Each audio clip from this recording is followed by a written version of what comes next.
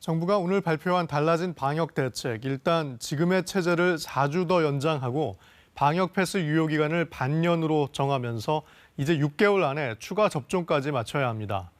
하지만 지금 위기를 극복하려면 의료 체계 부담을 줄여야 하는데 정부는 재택 치료를 기본으로 하고 자가 격리에 드는 생활비 지원도 검토하기로 했습니다. 석혜원 기자의 보도입니다. 위중증 환자가 닷새째 600명을 넘어섰습니다. 특히 수도권의 경우 의료 역량 대비 환자 수가 90%까지 차오른 상황.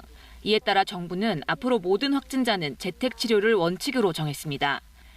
확진자 나이와 동의 여부에 관계없이 집에서 머물며 치료를 받고 필요한 경우에만 입원할 수 있습니다.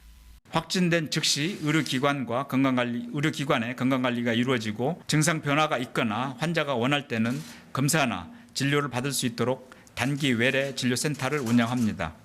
식사와 생필품 등이 무상으로 주어지는 생활치료센터와 달리 재택치료는 자비 부담이 생기는 걸 고려해 추가 생활비를 지원하는 방안이 검토됩니다. 응급 상황을 제외하고는 방역택시나 개인 차량을 이용해 통원치료도 받을 수 있도록 했습니다. 지금까지는 전담병원 환자 치료에만 사용했던 항체치료제도 앞으로는 일반 병원은 물론 재택치료자도 처방받을 수 있게 됩니다. 가족까지 함께 격리돼 생활에 불편이 크다는 의견에 따라 필수 사유가 있으면 외출을 허용하도록 했습니다. 내년 2월에 도입하기로 한 먹는 치료제도 도입 시기를 연내로 앞당기는 걸 목표로 합니다. 현재 확보한 31만 2천 명분 외에 9만 2천 명분에 대한 추가 구매가 추진 중입니다.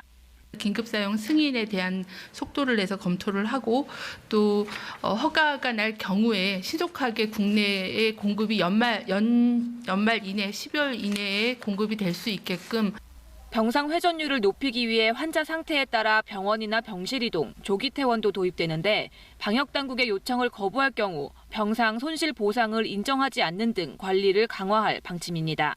KBS 뉴스 석혜원입니다.